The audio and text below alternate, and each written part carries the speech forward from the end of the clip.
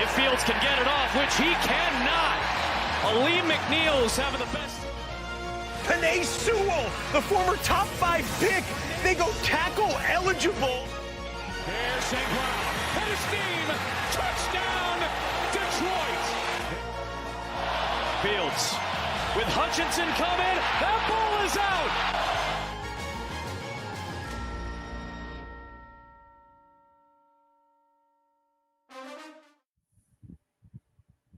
All right. We are back tonight. It is Monday night off the cuff. I am joined tonight by Coach Tony B. And I think tonight is, I got one agenda tonight where that's pass rush. That's all we're going to talk about tonight. It's pass rush. And the reason why is I still keep seeing things where we're not confident. And I think after this Chiefs game, I'm pretty confident in these number 2s. We haven't even seen what the number 1s are going to do. So that's why I brought Tony in, because Tony has been on the show a couple of times now. He's from Canada, football coach in Canada. He's seen plenty of football in his day, has drastically different opinions than me. So tonight's a perfect opportunity to see, do we get along? Do we not get along at the same day? At the end of the day, we're Lions fans. That's all that matters. But it's going to be a great conversation. Welcome in tonight, Tony. How the hell are you, man? Oh, I'm great, man. Thanks for having me. I'm jacked to get going here. Preseason's rolling. We're seeing a lot of good. We're seeing a lot of area of concern, and I'm jacked to get rolling. And let's talk about this. I can't hide, the emotion anymore that beating the Chiefs now 2 years in a row. I get it was just a preseason game, but holding Patrick Mahomes out of the end zone on 2 series, had to resort to some little, flip behind the back play to even get something going, made me feel good. It made me feel like, this defense is a lot deeper than anticipated. I expected us to be deep, but not this deep. To keep Pat out of the end zone is a mystery for most teams. They can't get it done. And the Lions have been able to do it for 2 years in a row. What were your thoughts after the game? No question. So first of all, you want to talk about that behind the back pass. I want your opinion on this. Do you think that was set up? Do you think that was intentional? Or do you think that was an off-the-cuff play by Mahomes? Because I have a thought on that, but I want to hear what you think first. I would love to say that it was not rehearsed. I think it was rehearsed. I think that there was a little jazz put in there between him and Kelsey because they couldn't get anything going. They needed something for these guys to talk about. So I completely agree. I mean, you watch this play, go back and break down the play, right? You go back and watch this play. Travis Kelce has absolutely no business on this play, turning around and looking at Mahomes, but he turns at just the exact moment when Mahomes is about to throw the ball. It's this beautiful little behind the back pass. And to be honest with you, I was kind of insulted as a Lions fan. You want to talk about showboating your opponent. You want to talk about throwing them all over, throwing shade against the Lions. That's a little bit of showboating going on by the Super Bowl champions. And I don't know, man. I definitely thought it was a set-up play, and I thought it was a set play. There was an interesting take on NFL Network today about it. Good for you guys. You did it in the preseason. Let's see you do that on Monday Night Football against the Raiders or something, right? But again, I do think it was actually a designed play, and I was impressed. So, see, I wasn't impressed by it. I wasn't I wasn't, because I played backyard. I used to be able to play backyard football. We used to do that stuff all the time. Now, I never thought about it in the light that you just mentioned here. So, one, showboating against the Lions, because the Lions came in and stomped them in the teeth last year to open up the season, and then the Chiefs go on to win the Super Bowl. So yeah, they're probably just throwing it in our face like, hey, maybe we don't got to win them all. We just got to win that one. I never thought about it that way. So that's exactly why I like having your opinions on these types of things too, because you always bring something from left field. Try to. Damn, now I'm pissed at the Chiefs, man, just because you said that. No, man. Go back and watch the play, though, Will. If you really watch it and break it down, I've listened to everybody talk about it. I am convinced that was a set play. I really am. I'm just convinced about it, right? And it's almost like they were getting, pissed off that they couldn't move the ball, to your point. And you know what? That was almost like Patrick Mahomes and Kelsey's way of saying, you know what, guys? Like, this doesn't matter. It doesn't matter that we can't get the end zone. It doesn't matter. This is preseason, and we're going to show you how little we care about this. This is all just about kind of getting out here, working out some kinks, and we're going to show you guys who the champs are. And that's kind of the way I took that, almost as an insult, if I as a Lions fan. That definitely is a bit insulting now that I'm listening to the way that you're explaining it. I got to make sure that ads are off real quick. Give me 1 second here. I set up a lot of streams and sometimes I miss them. So let's just make sure. So the deal is, and you guys know it, that we turn off all ads. I apologize if you got one because it looks like I left them on. We turn off all ads while we're live so you guys can enjoy this stream without any ads. We pay for it all. We take the hit. YouTube doesn't like it all the time because it seems like sometimes they hide our streams a little bit. But it is what it is. I would much rather make sure that the fans are happy. And all we ask for is that you guys like the stream, share it with a friend or an NFC North foe like Broski Bear, the Bears fan. This is what I would love to see. Just like it. No ads for your like. I think it's a fair trade. Your thumb, no ads. I think it's a perfect situation here. It's a match made in heaven. So, Tony, tonight, let me get back to the main screen here. We're going to be talking about the defensive line and all-encompassing defensive line, meaning pass rush by committee. That's how I feel this is rolling this year. Now, for 2 seasons, I've been saying that, well, let me back up. For 1 season, since last year, I said that the Lions were a half a season away from getting to the Super Bowl. That's this year. And I felt that way because we needed another draft. I felt that way because we needed to finally secure the back end of the defense. And I'm just going to give you my Cliff Notes version of my take of what's happening here with the defense, and then we'll go into your takes, right? And kind of what you've seen already through the preseason, what you saw last year, and kind of where you feel like we're headed. I've always been, part of the solution here is you have to have interior pass rush. So I've always been part of that old school mentality, old school football, that if you really want to get a good pass rush, you have to get it from the middle of the defense. But it's not just the middle of the defense. You also have to have the backup, the DBs, be able to control the receivers and to be able to control what the quarterback is able to do.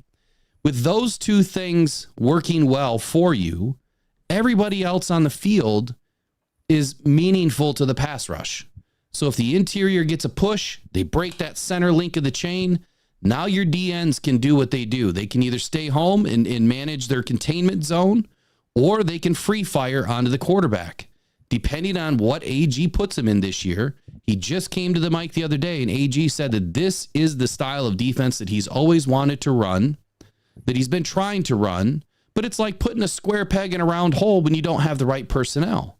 Now he literally admitted he has the right personnel now. He has the right type of DBs. He's got a right mixture of guys up front.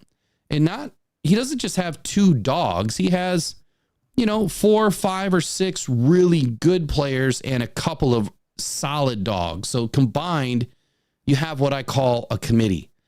And I've gone back and I've looked. And matter of fact, if you guys just do a simple Google search of pass rush by committee, I think you will all be pleasantly surprised at all of the information that is out there. If you really know football, and I'm not saying Tony doesn't, because Tony does, but if you really know football, then you will see that pass rush by committee is not a new term. It is nothing new that the Lions are doing. They're expecting to get home by utilizing multiple personnel, multiple different schemes and fronts, and that is how they're going to put it together this year. So that is my Cliff Notes version. We need good, solid DB play. We didn't get it last year because the guys we brought in failed or got injured. And we didn't have enough guys up front to really help push the center of this defense because Broderick Martin was a year out or 2. He was a developmental guy. Levi O was injured, right? Josh Paschal never came to fruition. So there's a lot of missing pieces that we now have, and we haven't even seen DJ Reader yet. We haven't seen Marcus Davenport yet, and I know you're on the fence about Marcus, but I want to know from you and your football knowledge, not Lions knowledge, but just football knowledge. where have you seen the most impact on the football field when it comes to a defense that is put together the right way? Like if you were to have a perfect team, if it was put together the right way and the right, defensive front or schemes with the 4-3 that we run, where do you see the defense is having the most success? Yeah, so I mean, I think that's a tough question, right? I apologize. I got a phone ringing in the background here. I'll have to go shut that off here in a sec if it continues, but that's my bad, guys. So this is what I think when it comes to the pass rush.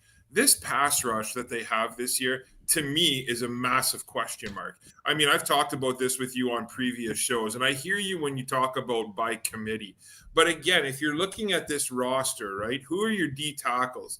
DJ Reader obviously is the big hot name that comes to mind in the offseason, the big signing.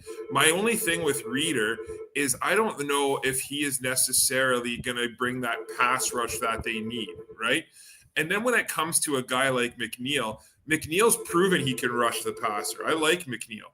Give me 1 sec. I got to stop this phone, and then I'll be right back. Will you take over from here? Just a second. Yeah. No, I got you, and I appreciate you doing that. So he's joining us tonight from his home office. He's obviously still working throughout the night, so he's taking his break, and he's hanging out with us tonight. I seen J-Mommy just posted something about the Lions signing 3 players. They didn't really – I wouldn't say they really signed 3 players. These guys have been on the team already, so – I think they just finally inked some deals, like 1-year deals with, I think it was Ty Summers and Jake Fromm, sorry. And there might have been one other guy, name escapes me right now, but they didn't sign 3 new guys today. I think they're just giving some 1-year deals to guys that they just brought in, if I'm not mistaken. So I'll try to find more information on that. But I think that is the information. They just signed the guys that are, on the team already. All right, so go ahead. Yeah, so, Will, this is one thing that we've talked a lot about, right? Now, everyone loves Aidan Hutchinson on this team, right? And all these Lions fans are expecting this monster year from Hutchinson yet again, like he's, but my thing about Aidan Hutchinson is consistency, right? And now I hear all this stuff of him being double teamed and him being all over the place. But this is where Hutchinson, I think, can take his game to the next level, is getting more reps at the middle of the field. He gets more reps at the defensive tackle position, and I think we're going to see a lot more pressure coming from him there. If you look at what Hutchinson did from week 6 to week 16 last week, a 10-week stretch, the guy had 2 sacks in 10 weeks. Right? We have to keep forgetting that, people think Aidan Hutchinson's a lock for 20 sacks a year. The guy is inconsistent, and what we need to see from him is a little more consistency this year. Now, by everything everyone's talking about this guy, he's put in the work, he's having a great camp. But that's a concern that I have. And I'm wondering if you share that too. Do you share any concern or issue about Aidan Hutchinson? And again, I'm just talking about him because he's the hot button name. He's the big name on this D line. And I think that we're going to need a lot more from him stats wise. And I think by lining him up at D tackle and, mixing him in and out, I think you're going to see a lot of mismatches. And I think he's going to have a big year this year. But I do think that if the Lions need to take that next step, they need more consistency and they need a little bit more from the guy. So it's no secret. I've been hard on Hutch, and that's because just like I've been hard on JMO, when you are the number 2 overall pick in the NFL draft, there's certain things that are expected with that. Now, Hutchinson has had a very solid career so far. I think that some Lions fans, detriment to their own fandom, is they can't separate Saturdays from Sundays. Yeah. The Michigan fans, I mean, they are blindly following, and trusting that Hutchinson's going to be this, amazing football player because he was at the University of Michigan. Hey, sometimes that works. For every Ohio State quarterback, it doesn't. So, except for one so far. So what I'm saying is you can't blindly follow from Saturday to Sunday. You have to look at what's going on at the next level, which is the NFL, and his consistency. You're right. He is inconsistent. So there's times where he'll get 3 sacks in a game. 2 of them were tapped outs, or tap outs. and then he's missing for 4, 5, 6 weeks. And then he gets 2, 3 sacks in a game, and then he's missing for 3, 4, 5, 6 weeks. So it's that consistency that does concern me. On the other side of him, you want to talk about someone who was consistent for a very limited period while they jumped into the NFL was James Houston. A sack every single game. That was consistency. Not saying that Hutchinson has to have a sack every game to be consistent, because there's other ways he can help this team win. But that consistency needs to be there. I think that has been one of his bigger issues, is being consistent with, not breaking your containment zone, staying home when you need to stay home. He isn't the only answer to the pass rush. And I think that to a fault, a lot of fans make him be the only answer. He's not. And another guy opposite him, for Davenport, he's not the only answer. That position is not the only answer. You brought up an interesting point, though, about putting him in the middle at defensive tackle. I guess I've never really seen him. I can't remember one specific play where I've seen him line up at that position. Not saying that he hasn't. But I mean, that would be no different than Mekhi Wingo, right? Playing interior defensive line who can switch back and forth, who can play outside, inside, or a Josh Paschal. I don't know if Hutch has enough weight to do it. I don't know if he has enough mass on his body. He's a big man, right? He's big, he's long, but he's lean.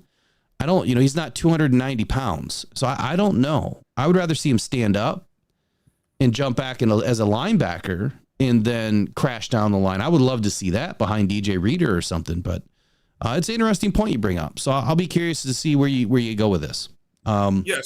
So Hutchinson did play D tackle last year. He did line up at D tackle for a few different sets, and he has had some success in there. I can't remember the games, but there was a couple games. He even had a sack from the inside on one of them. But I think that moving him around and finding those mismatches, that part I love. So Tony, that part I love is the mismatches. Yeah. I don't feel like we move him around enough.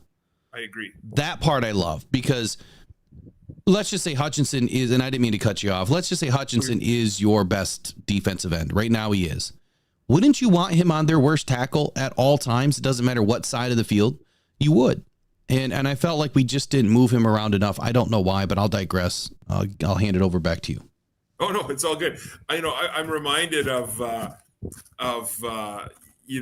Aaron Donald. There's a story about Aaron Donald, right? Where Aaron Donald, the coaches would just say to him, line up wherever you want. So Aaron Donald throughout the game would line up at all these different spots, and he'd figure out the guy that he knew he had the best matchup against, and then he would go against that guy all game. That's what he would do, right? So, with Hutch, I feel like moving him around, giving him that versatility is going to be huge for him. And my concern going forward, though, is, let's look at this. You take a quick look at this depth chart, right? I mean, outside of Marcus Davenport, who's, I came on your show originally after they signed him, and I told you how much I loved that Marcus Davenport signing. I still love the signing. Do I expect him to get 10, 15 sacks this year? No, absolutely not.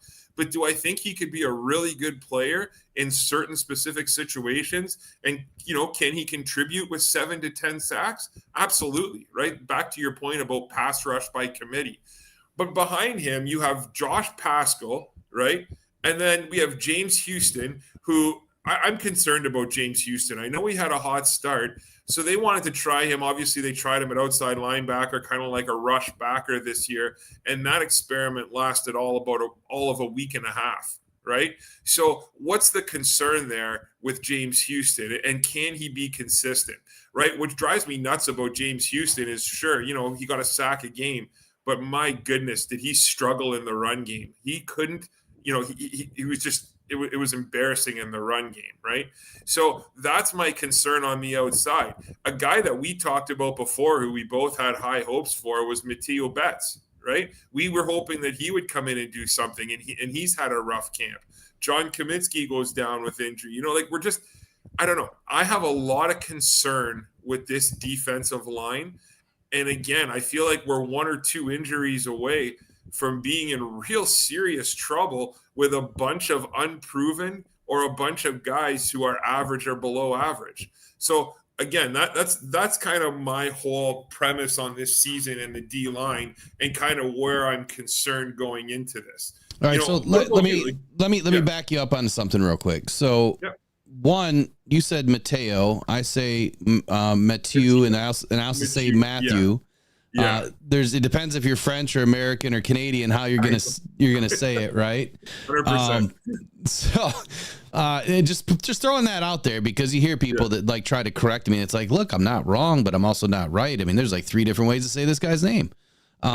So James Houston, he was deplorable in the run game at times, but he was also a rookie, and I can only imagine if he would have been healthy last year, and if AG would have stopped screwing with the kid and just left him as a pass rusher, how much further would he have been along in his progress, right? And now entering year 3, healthy, if they would have just let him be, he probably would have been that much better off. I'm not saying that James Houston is a perfect answer. I think that he is a subspecialist, right? Just like doctors, you've got surgeons, and then you got a surgeon that takes this very little tiny thing out of your body, and that's it. They only do one thing after another surgeon has already opened something up, right? I know, because I had it done.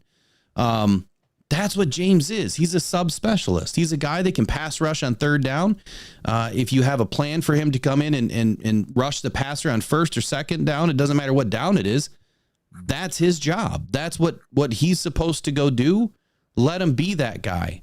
But here's my real question for you tonight on the pass rush by committee that I want to open this whole can up with is sacks. AG, Dan Campbell, they've all kind of said, sacks are nice. Kind of don't care about them. Don't really need them. Like, that's not the end all be all. That's kind of the thing that they're saying. They want sacks, right? Of course they do. But they're not saying that that's what they have to have.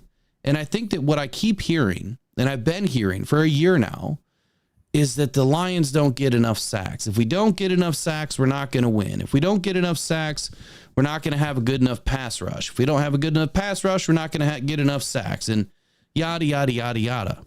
Look, guys, and this is going to be backed by research tonight. There's going to be some things that I'm going to tell you maybe you don't know. Maybe you don't understand it. Half the time, I don't even know this stuff until I look for it.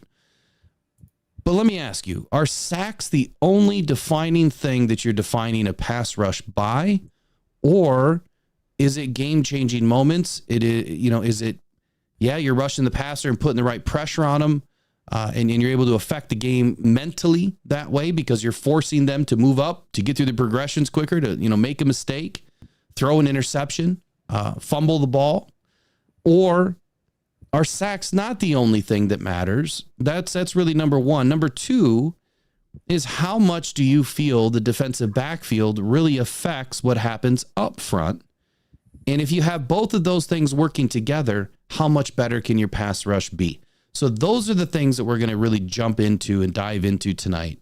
But I'm going to give it to you straight away. What questions do you have, or where do you want to start kind of pulling this thing apart here? So that's quite, there's a lot to unpack there, right? Yep. So, what I think too, and I agree with you about the sacks, right? Sacks are not the be all end all. But my bigger concern, and again, I've talked about this before on the show, but it can't go unstated, or we can't go undersold here, what mobile quarterbacks do to the Detroit Lions, right? Yep. Mobile quarterbacks destroy us. Look at the games we lost last year. Every single game we lost last year was against a mobile quarterback, right? And they all had ridiculous games against us. So my concern is, again, it's just the contain on the outside. Like, who did we lose to last year? I think it was like Seattle, Baltimore, the Packers, Dallas, and the Bears, I believe. Mm-hmm. I think that those were the games. Well, we didn't lose. We didn't lose to Dallas. That game was forfeited by the refs. You're right. Yes. Okay. Fair enough. But technically, though, those are the losses that we had last year. All mobile quarterbacks. Then you look at the games that we won. Right? Kansas City, Patrick Mahomes, mobile quarterback. Atlanta, Green Bay, Jordan Love wasn't what he was early on. Mayfield, we played the Raiders with Carr, not very mobile. Justin Herbert. I'm just going off the top of my head here. I think we played Denver last year, Minnesota, not mobile quarterbacks. And the Lions were able to get pressure, and the Lions were able to get sacks against non-mobile quarterbacks. So I think what we need to talk about is how is AG and how is this D-line not necessarily going to get sacks, but to your point, but how are they going to be at containing these guys? And how are they going to be about containing these mobile quarterbacks? Now, this is the other question, though, that also comes up on this is, AG likes to play man, right? AG is a man defensive guy. He likes to play man-to-man, but he's played a lot of zone recently. And mobile quarterbacks against the zone defense, that doesn't work, right? No. It doesn't work. We've seen that way too many times. So I think that if they can play a little bit more man and somehow get to contain on the outside, and again, the contain isn't always with the D line, right? The contain also involves the linebackers and shooting from the weak side, right? And we really need to work on that contain. But that is still a concern of mine. And we're not going to know the answer to these questions until the season starts, right? And we're not even going to know after week 1 because they play the Stafford and the Rams. And I fully expect the Lions to win that game, right? Because, again, I want to see how we react to that. And that's kind of where I'm at. What do you think? Yeah, I think what I need to do is take 2 seconds. I need to go to an ad, and I need to turn my lights down because I'm getting blinded by my own lights. So I need to see. So here we go. Sports Spider, thank you so much for sponsoring the channel. Appreciate you. Here you go. Is here and you want the latest news and rumors on your Detroit Lions. Head to sportspider.com. That's sports, SPYDER.com, where you can get your Lions news and all your sports in one place. Man, this site is packed with your favorite podcasts, live news, articles from local writers, and insiders, all updating in real time. Not just the Lions, every major sports team, including MMA, UFC, and so much more. Don't want to waste time searching? Sign up for free. Create your ultimate sports news hub. You control what hits your feed at SportsSpider, your number one source for all your sports. Visit SportsSpider.com today, right after the show. All right, sorry about the little high-pitched squeal there. I don't know why my headphones are doing that now. So, look, yeah, you said a lot there too, and there is a lot to unpack here because I think Lions, some Lions fans, not everybody, is heard so much, right? There's been so much crap spewed from everywhere. And I think that what we have to do is we kind of have to look at this from, a top level view of what's in front of us now. The past is the past, right? How did we get better from last year, I think is the first question that we really have to answer. And yep, DJ Reader is not, he's probably not going to be available week 1. I thought I heard some rumors today. Someone said DJ Reader had his knee scoped or something scoped. I haven't heard that. I did read something by the Free Press by Dave Burkett, where they were just talking about DJ Reader. There's really no timetable for him to come back. Whatever that means. They even asked him if he's going to play week 1, and he just said, yeah, I don't have a timetable. So it is what it is. I'm expecting DJ Reader not to hit the field till week 6. That's just where I'm at. I think that's what we're going to have to expect. And so then we got to ask the question, how did we get better if DJ Reader doesn't come back till week 6? This past weekend, we saw Broderick Martin handle his business. The first week, we saw Broderick Martin handle his business. Last year, he looked like a fish out of water, man. It looked horrible. So bad that a lot of people were all over Brad Holmes. Why did we trade up and, snag this big unknown guy? And, I was always of the opinion, look, give the guy a chance. He's a developmental guy. Most 3rd-round picks don't play. He might have been a 5th-round pick. He might be unknown. We might have given up a few assets, but what was after Broderick? There was really not much after Broderick that could have helped our team last year or even this year. Now we're seeing the fruits of the labor of Broderick Martin. He was the right individual so far. Now, we haven't seen it in a live game in a regular season, but what we've seen so far is he's getting all the minutes. He's playing all the snaps. He's not winded. The guy's playing from snap to whistle. He's been very effective, very strong with his hand punch. I mean, everything that he is doing, his hand fighting, very violent with his hands. I'm very impressed with where he's at so far in year 2. So I think immediately we got better here where we didn't have a direct replacement on the defensive tackle position for DJ Reader because he can't play. Broderick Martin's going to be able to step up and start week 1 potentially.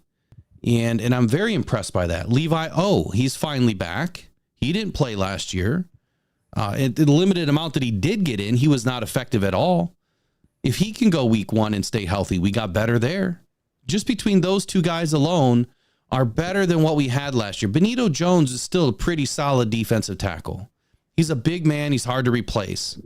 But I can't imagine a day where Broderick and Levi can't reproduce what Benito gave us.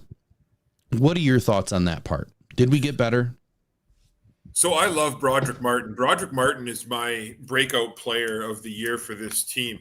I'm more excited about Broderick Martin than I am about DJ Reader. And, you look at what Broderick Martin did this year. What did Martin do this year? Martin, he lost a little bit of weight. He put on a ton of muscle. And the guy is an absolute animal in there. I agree with you, though, about the DJ Reader thing. You said week 6. I'll be, DJ Reader's one of those free agent signings that the Lions made that I can picture being, guy maybe playing 4 or 5 games for us.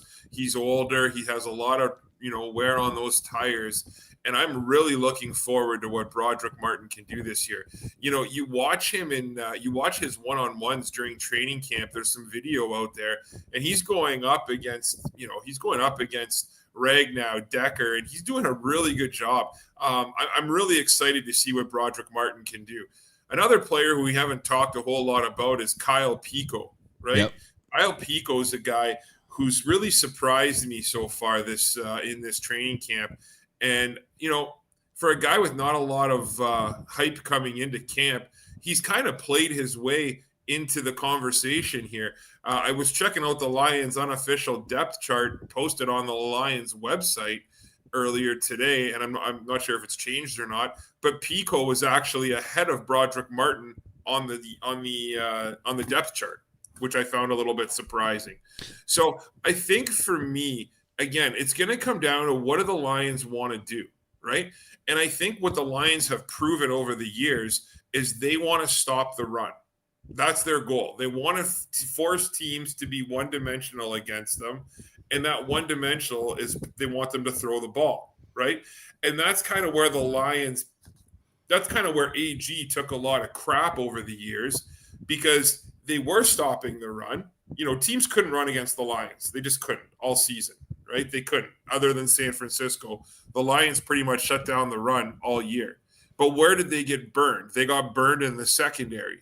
So that's where, to your point earlier about it's exciting how the back end of the defense has gotten better, because if they can be better in the secondary and AG can play a little bit more man like he wants to, and if you notice, again, if you look at Carlton Davis and Rakestraw, I believe they were the two, or not Carlton Davis, sorry, Terry and Arnold and Rakestraw.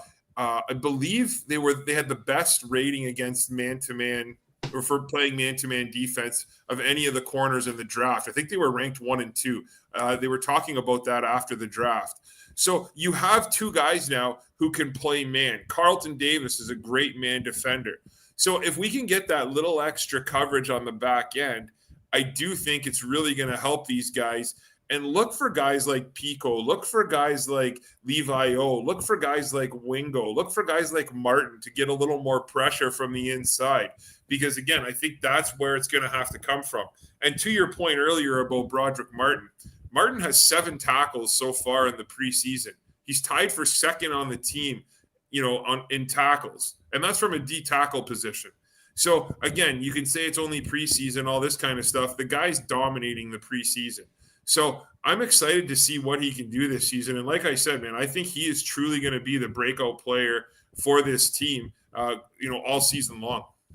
I love it. And the thing that I really love is you're mentioning some things that I've spoken about too, which is getting that that back end help from the cornerback. So, direct question. Do you care? Do you give a rip if sacks come from good coverage on the back end of the defense or just straight firing off the edges or through the middle? Do you really care where they come from? Does it really make a big difference to you? Not at all, but I do think that how terrible the secondary was last year did have an effect on the sack total, right? Of course. Quarterbacks were getting the ball out within under 3 seconds because there was no coverage, right? So again, if you're a D lineman, and it also gets pretty frustrating when you're trying to get this pressure, when you're taking 2 steps out of your stance and the ball's already gone because players have, 2 or 3 feet of leverage, right? Or wide receivers have 2 or 3 feet of leverage against the defenders. That's not going to happen this year. You can actually almost see it, right?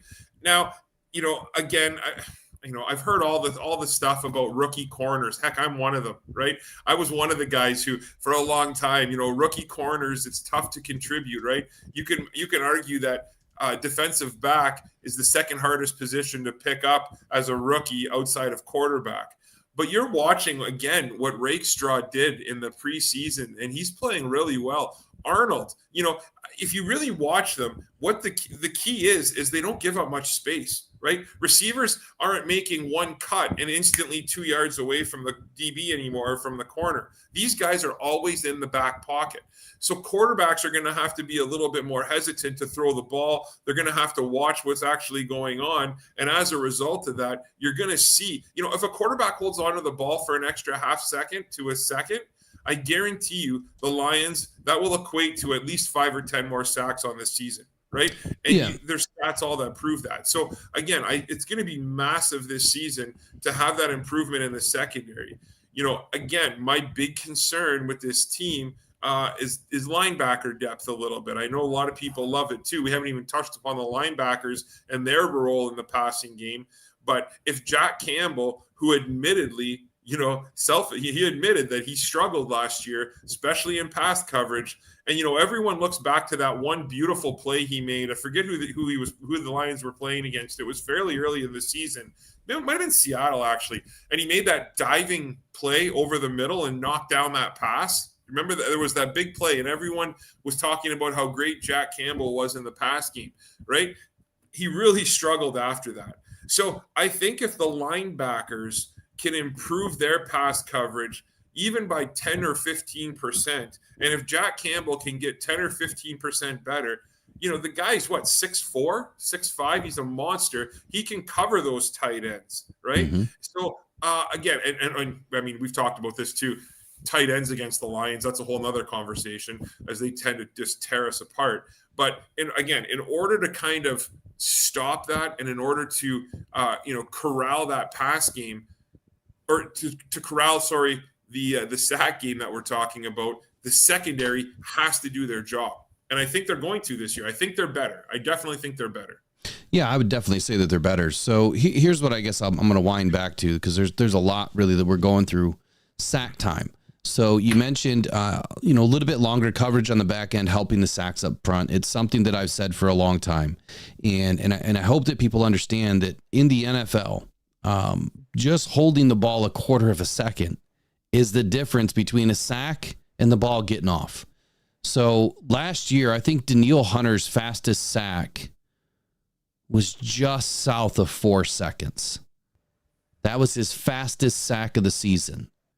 And this is a guy that everybody wanted to bring to the Detroit Lions. 4 seconds. When your boy Jared Goff is getting the ball off in under 2.9 seconds on average. So you've got a whole second difference between what Danielle Hunter's able to do and what Jared Goff is doing. So the whole point here is you need better coverage on the back end. If Jared Goff can get the ball off that quickly, imagine what other quarterbacks can do. Well, not many of them have the line that Jared Goff has, right? Very few have an offensive line that can even pale into comparison of what the Detroit Lions have. But there are a few. And those teams usually end up where? The NFC Championship games and the Super Bowls. So those are the types of teams that you're going up against in practice every day, as this defensive line is going up against the best offensive line in the game. You can expect them to be better than everybody else. Whether they're 2s or 3s or 1s, Our team is getting the best practice day in and day out because of who they're going up against. But it has to be said that if you can't get home, because it takes on average 3.5 seconds to get to the quarterback, whether it's a league average, I can't remember the exact average, but it's close to that. 3.5, 4 seconds is the league average. And you're able to get the ball off in under 3 seconds. Well, you're not going to sack the quarterback. So what do you need? Well, you don't need a faster defensive end because that usually doesn't exist. You don't need a faster linebacker because they got to fight through the line just to get to the quarterback. What you need is DBs and safeties. And that's why I said we are half a season away, because we had yet to really solidify what the back end of our defense was able to do. And now we're about to see it. And we have seen it. Amik Robertson has been an absolute animal this preseason. Everywhere, getting his hands in any opportunity that he has, he's getting his hand on a ball. And that really excites me. So the defensive backfield, what you guys are going to witness this year is a defense that is able to dictate what they want to do when they want to do it. AG is finally going to be able to call a man defense that he's going to be able to trust in. The zone defense is going to go away, which means that we're not going to get eaten alive over the middle all day long because our backs are turned, running south down the field or north down the field, whatever direction you want to call it. When your back is turned, like I kept saying last year, I'm sick of seeing this by AG where our backs are turned and we're running, to go chase receivers. Someone had to have their chest faced towards the quarterback. And the only way that's going to happen is if you're playing man defense and you're able to stick to these guys and you get somebody that is able to face the quarterback at all times. We can't get burned like that. And I don't see that happening. It really hasn't happened this year so far in preseason. But, the one catch by Worthy the other day, and then there was another one by somebody else. I just can't remember who it was for the Chiefs. That was because the guy jumped off sides. Worthy had like a quarter click, jump on everybody. So he got downfield quick. But here's what I want to roll into now. Top defenses from 2010 to 2019. And I'm bringing all these up and I'm throwing them at you today because this is kind of where I see our Lions starting to take shape and mold. So they say, and they've always said, everyone's always said, defense wins championships, right? And it's proven. It is a proven fact for a long time. The defense wins championships, or at least it used to. When you look at the last 10 or 15 Super Bowl winners, you would have a way better argument to say that offense wins championships. When Brad Holmes started to assemble this team, he started by building an amazing offense and through the trenches. And he did that for the one reason that he knew it was going to take a little bit of time to get everything installed. And defense is usually a little bit quicker at turning the corner. Offense can take a little bit of time. Defense is usually a little bit quicker at turning the corner in the NFL and being able to do better work. So he built the offense first. He added defensive pieces later. And now we are finally at a moment where we're kind of balanced. And we're balanced up front. We're balanced on the edge. We're balanced in the back. The last decade, or the decade between the 2010, 2019, it was defensive football. But out of all the defenses to win championships in the 2010s, the question was, which one was the best? And what are the similarities with the Detroit Lions? So I'm going to start with number 10, the 2012 Baltimore Ravens. Now, although they had some very impressive performances in the playoffs, the 2012 Baltimore Ravens won the title on the strength of Joe Flacco's arm. 17th in total defense and 13th in points allowed. The Ravens D was really an average unit for much of the year. In the divisional round, they let up 35 points to the Denver Broncos and another 31 points to the 49ers. In the Super Bowl, of course, they came through when it mattered most, stopping San Francisco 4 straight times with the season on the line.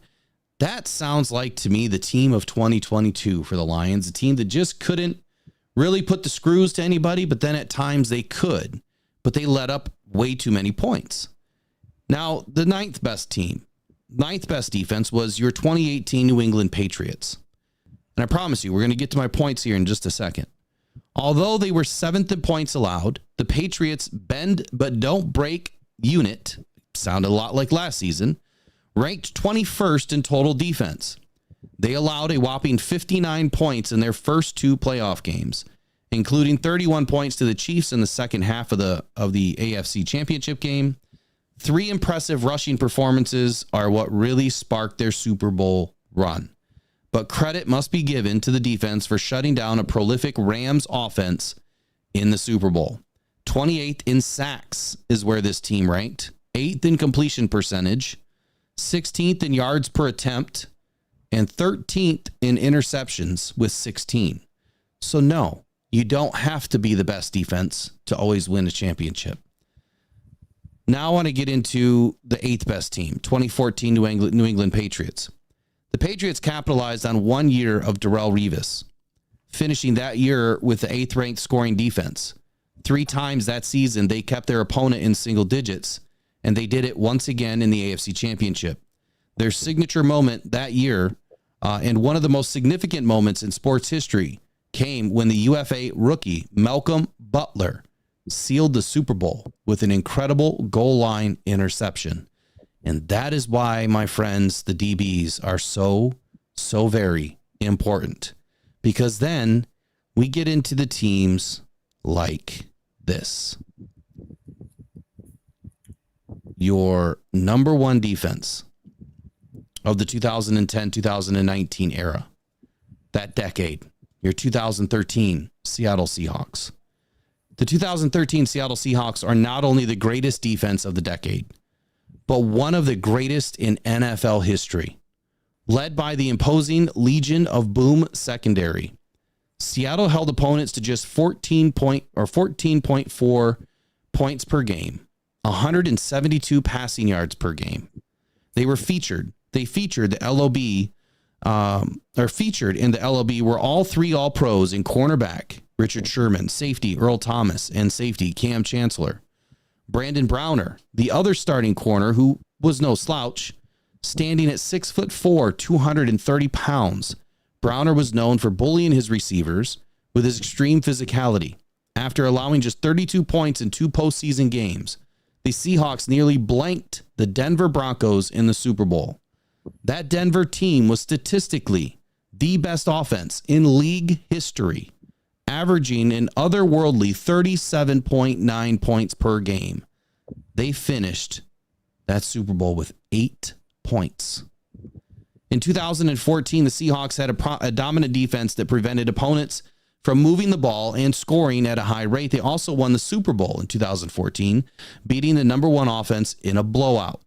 They were first in interceptions with 28, a 60% completion rate, allowed 5.2 yards per attempt allowed, and they only allowed 16 TDs.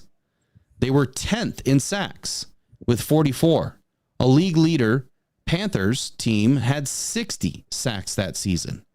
The 7th best run defense with 4.2 yards per carry, on average 101 yards per game, and 4 rushing TDs on the season. The Lions that year ranked 6th in rushing TDs allowed. So why am I throwing some of this stuff out? And I've got a heck of a lot more, right? But why am I throwing this stuff out? Well, the number 2 defense of that decade was the Denver Broncos. They also had the no-fly zone, right? You remember the no-fly zone from the Denver Broncos. The reason why I'm throwing some of this stuff out is because when I look at our Lions team, I see a team that is now so balanced that they are going to have an opportunity to just get incrementally better in some of these areas to be able to really make a big leap forward this season on the defense. Our defensive backs, they don't need to be the first in interceptions. Our defensive line doesn't have to be first in sacks. Matter of fact, when you go look at all of the sack records for all these teams that won Super Bowls in the 2010s, hardly any of them sniffed anywhere near first place. So that's my whole point tonight, is a lot of people want all these sacks. They want a defensive pass rush that is commanded along the outside with defensive ends. And I'm sorry, but that is just not the way defenses are starting to win these days. And it's definitely not how the majority of teams that have won Super Bowls the last 15 years have operated. Now, with me saying all that, what's your take there? So that's a lot, right? There's a lot to say with that. There's a lot to kind of unpack and unfold there. One thing that I think to kind of, just kind of prove your point a little bit more, right? what's one stat that's not even really a stat that's not talked about much? Are hurries and pressures. Yep. Right? How much pressure is a team getting, and how many hurries is a team getting on the quarterback? So I went back and I looked up a little bit of information earlier today. Let's take the teams that made the AFC Championship game last year, right? The Chiefs versus the Ravens, okay? In the regular season last year, the Ravens had only 28 quarterback hurries all season long. That's it. The Chiefs had 64, okay? Take San Francisco. San Francisco only had 38 QB hurries last year, right? Look at other good defenses. The Eagles, they had 68. The Bills had 45 hurries. The Lions last year sat at 74 quarterback hurries last season, right? Now, Aidan Hutchinson was responsible for 29 of them, but that's beside the point. The point is to your point earlier, right? We can have a controlled, disciplined defense that doesn't necessarily put up massive sacks as long as we have that support on the back end. And that is what we have now, right? Those extra. So think about those 74 quarterback hurries. I just want to make sure you're sure. You know what you're saying? It makes too much sense. I know. If you think about discipline, what's discipline? If you think about this, Will, like we mentioned earlier about times, throwing times for the quarterbacks, right? Quarterbacks had forever to throw against the Lions because of the secondary. So those 74 quarterback hurries with even, again, half a second to a second better coverage on the back end, 74 of those hurries, 10 of them are going to turn into sacks now. Right. So we're going to get those extra numbers, and we're going to get those extra big plays because of what happens in the secondary. And stats don't, stats are for fools, but stats don't lie also, right? So it's one of those things where if you look at pressures, I think that's something that's just a massive stat that goes unlooked at or unrecognized by a lot of Lions fans. Yeah, real quick, I got to shout out Adam here. He says, go back to the 2011-2012 Seahawks draft. They were criticized for their picks. Does that sound familiar? I think Brad studied how they built that team. And I appreciate your support of the channel tonight, the $4.99 super chat. Dude, that's spot on, Adam. I mean, I don't think that Brad is a fool here. I think that Brad does a lot. I do very similar things than some people do. And I spoke to somebody the other day that it's funny. He said the same thing to me, that he does this same thing. Try to take a little bit of what everybody else does well and try to implement that in your own life. If you know somebody that does this really well, just try to take a little bit of that. This person over here does this really well. I'm going to try to take some of that, whether it's, man, they can really communicate really well to older people in a sales situation, or this person really explains the rules really well. And, you just kind of take and mold yourself, right? Be a sponge. And that's exactly what I think Brad Holmes does. I think that he's been in the league long enough that he's looking around the league like, what is this team doing really well? How did they get there?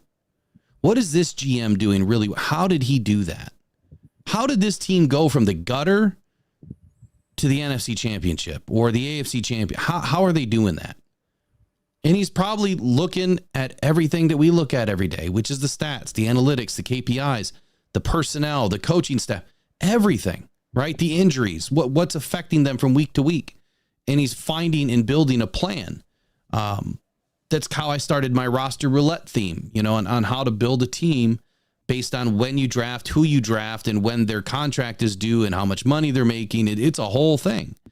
And I believe that a lot of that is utilized in the NFL. I think that that's how a lot of really good GMs will draft to keep your team out of cap purgatory, which is, we're not seeing that with the Lions. Every year we start off with X amount of cap. We get through the draft, we get through free agency, and next thing you know, we got the same amount of money we just had. Like, how does he keep doing that?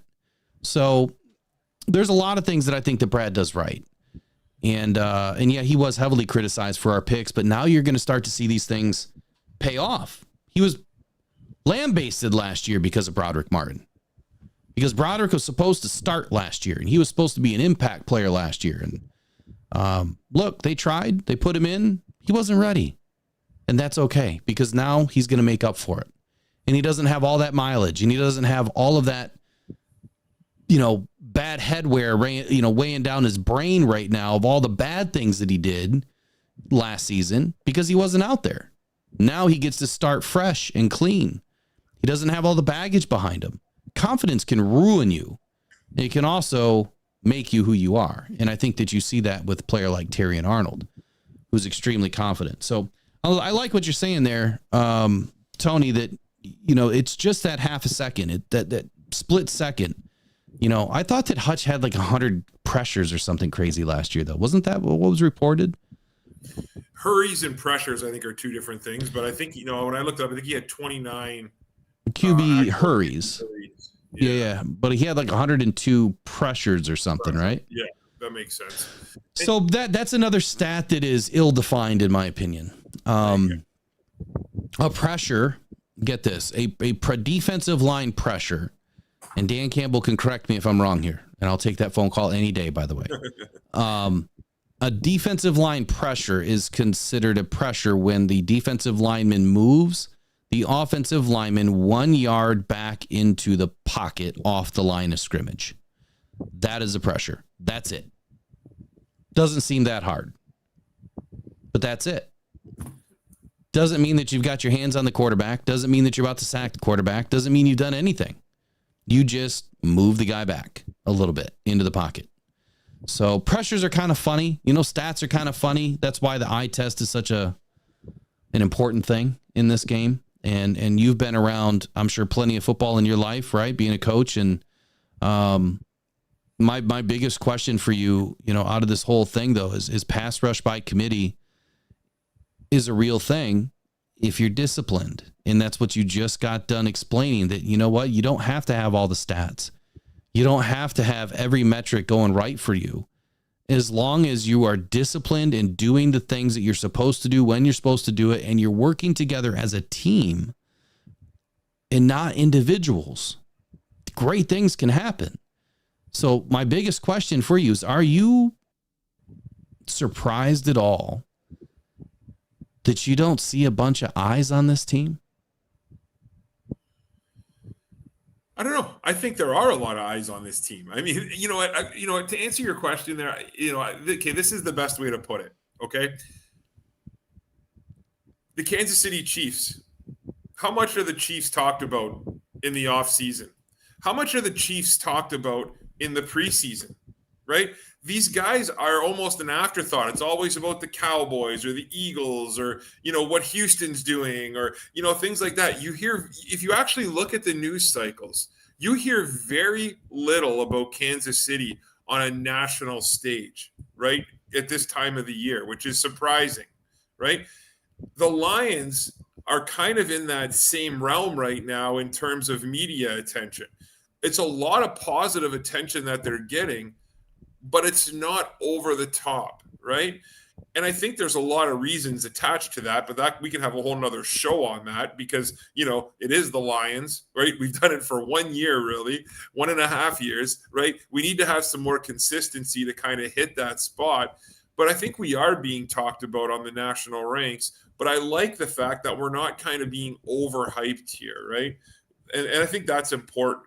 But one thing to go back to this D-line talk, and it's something that I think we've kind of passed over here today, but I think we'd be remiss not to mention this. The other huge factor that we need to look at going into this season is Terrell Williams and what he brings to this team. Terrell Williams is the best defensive line coach in the NFL, according to numerous people in the league. He is a guy that players love to play for. He makes everybody better. I mean, you look at what the players say about this guy. He is a Dan Campbell type guy, which I love. And I think you're going to see the impact of him on some of these players and some of the coaching techniques and what he's teaching. I think you're going to see that take a lot of these guys to the next level. And again, you're already seeing examples of it through training camp, right? You're watching these videos.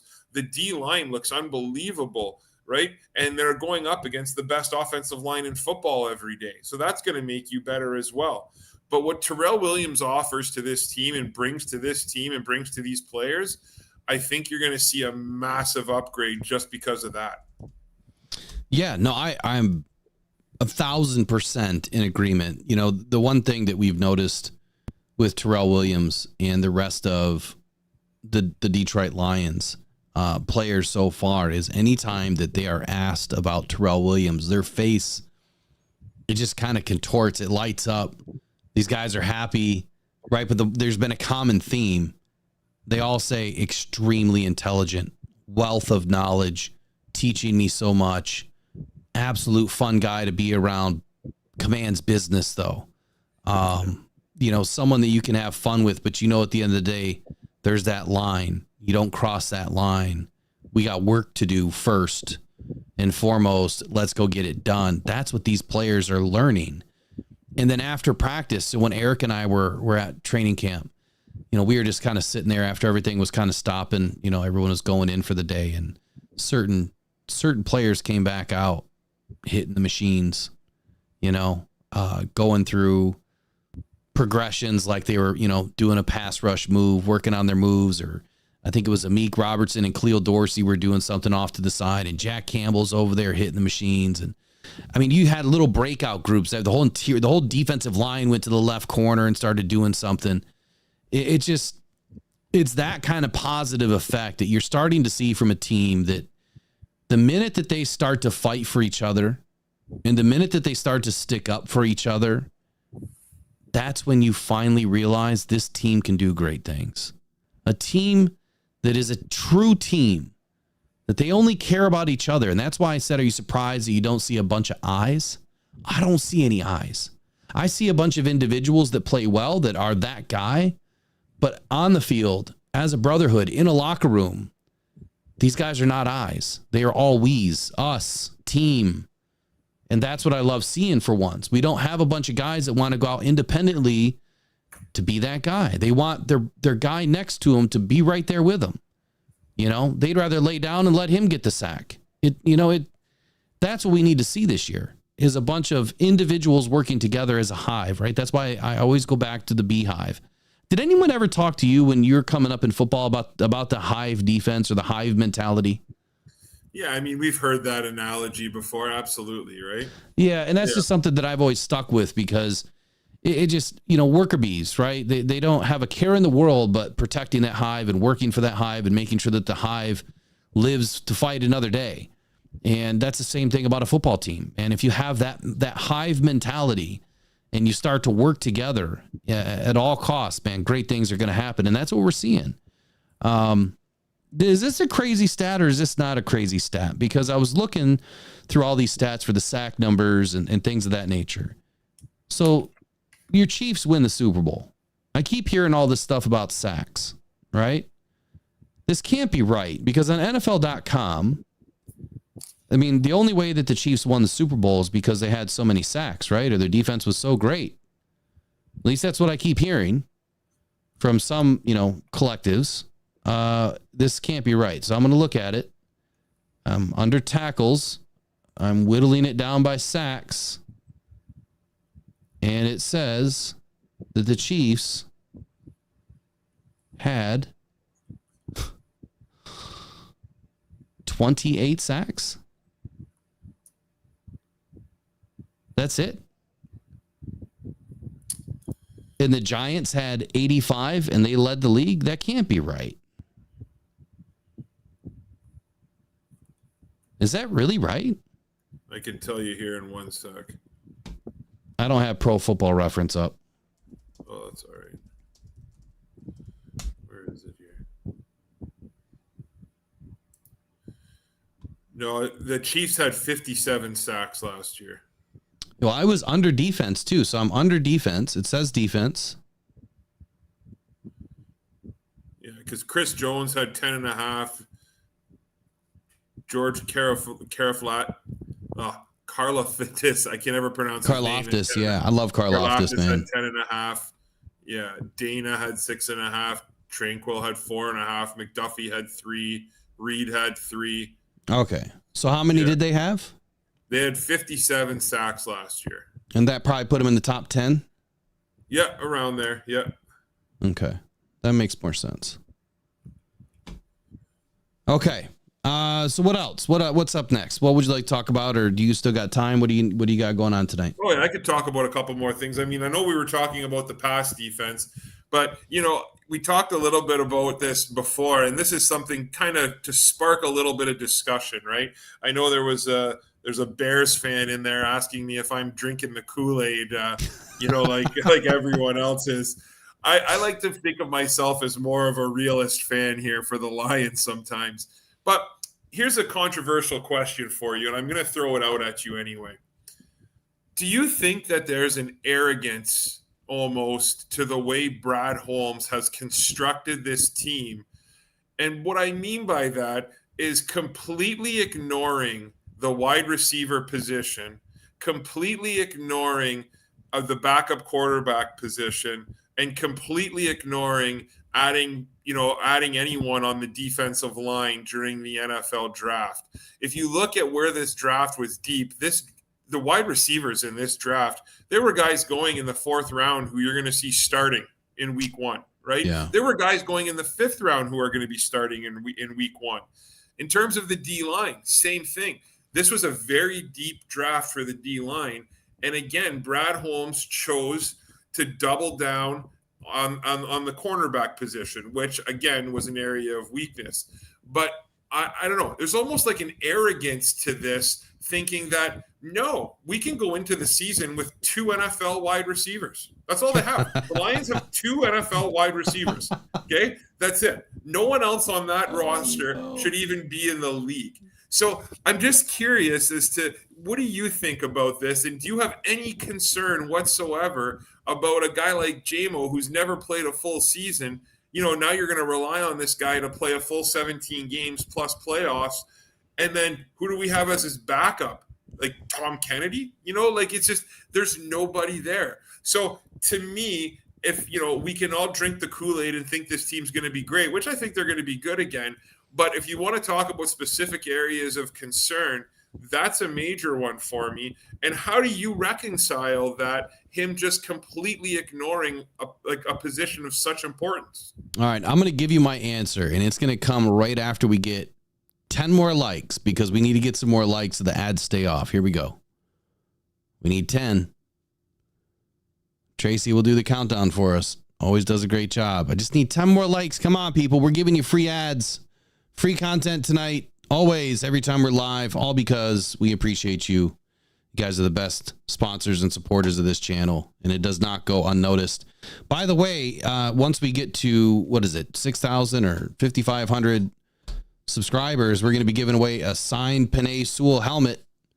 So make sure you get in and subscribe today. All right, let me give you my answer now. I don't know if we got 10 more, but I'm sure we got close. So, is there arrogance by Brad Holmes? Am I concerned? You just had to say JMO. Am I concerned about the receiver? So here's my answer. I think that there's arrogance on Brad Holmes because he knows what the hell he's doing. And where maybe some other teams will go down this path, and let's say 20 out of the 32 teams, that they're gonna walk right down this line, and they're gonna follow the old methodology, or the methodology of drafting and building a team. And maybe a few of those teams are perennial winners, right? And then you've got the left side of the line where maybe, so you had 20 going this way, and now you've got 7 more going this way. So that leaves 5 teams that walk a path unknown. And I think that Brad Holmes walks his own path.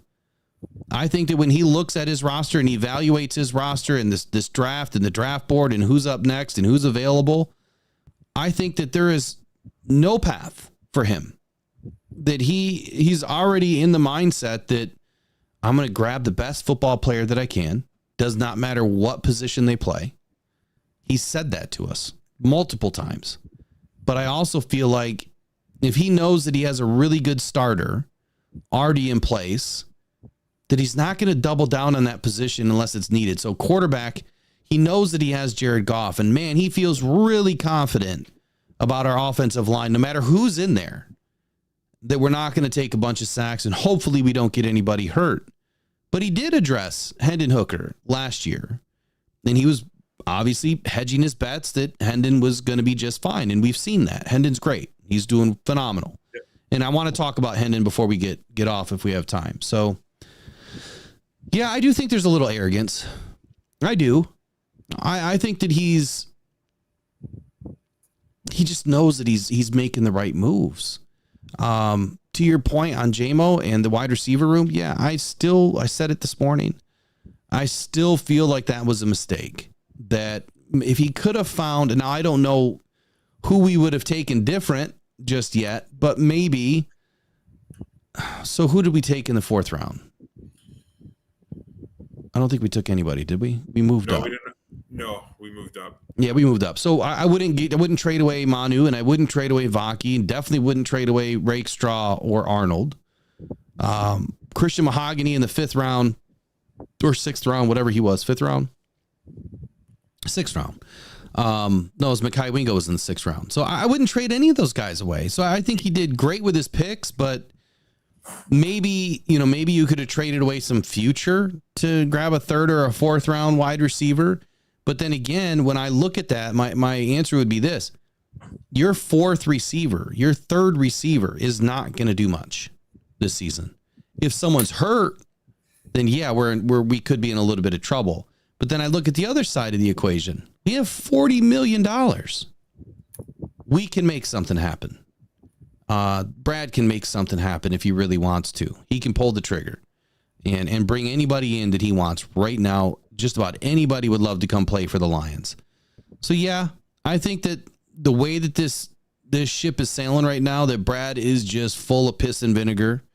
He's riding the highs, but I don't think he's doing it irresponsibly.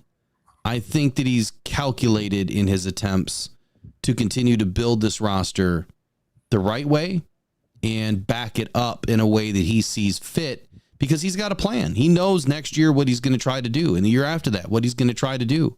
If A, then X, or if X, then Y, whatever that equation is. I don't remember the equation now. If then or is probably what's going through his head all day, every day. If this happens, I got to do this. If that happens, I got to do this. Hopefully I answered the question, but JMO? Yeah, hell yeah, I'm concerned about JMO. He hasn't played a full season. He's been playing lights out in the preseason. Everyone's expecting this kid to come in and just rip it. I hope that it happens. I really do. Because when the big lights are on this year, and they're going to be week 1 and week 2, and the rest of the weeks, honestly, he's got to shine. He cannot take balls off the face. He cannot have all these critical drops. And so far throughout preseason, he has shown us nothing but positive growth since last year. Huge growth, mentally, physically, emotionally. He even stated that he was immature and he recognized it and he needed to fix it. And he's worked really hard to fix it. So I do believe that his heart is there and the ability is there. It's now time to put it on the field. So. No, that's fair. But my thing is, you talked about Vaki, Steele and Vaki, right? Mm-hmm. And that this goes back to my Brad Holmes arrogance thing, right? Now, listen, before I get all the hate in the chat, I love Brad Holmes. Listen, I'm a Lions season ticket holder. I drive 6.5 hours to every game. So, I love this team. I love Brad Holmes and what he's done, and he's made them a contender, right? It's just, it seems, I've said this to you before, Will. It either seems like the glass is full or the glass is empty with Lions fans, right? It's either you have to love everything that they do, or you're a terrible fan, or you have to be the forever critic, right? So yep. I'm trying to find myself in that middle ground a little bit, which I know is a little bit dangerous and dicey for some people. But, I look at what Holmes does with this Vaki pick, right? And you want to talk about the arrogance in a sense of Brad Holmes. You're drafting a guy who no teams had this guy ranked as a running back. He was, a lot of people, I know you did, but a lot of people thought he was going to be an undrafted free agent, right? Or a 6th or 7th round pick. And what does Holmes do? Holmes trades a pick next year to go up and get this guy, right? Which, listen, that's another conversation because I have no problem with a GM going after a guy that he likes. That's fine. I trust Brad Holmes. But you're taking a guy who might be a number 4 running back on this team, potentially, and he's proven in the preseason he can't even hold on to the football so far.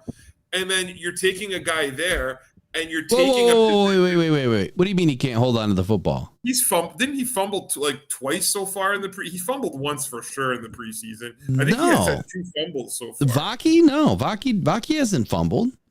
I'm pretty sure he didn't. Maybe okay. I think you're thinking of Alexander. No. I thought he did fumble in the first game. Maybe not. You know what? He might have had one, but you know what? He's been our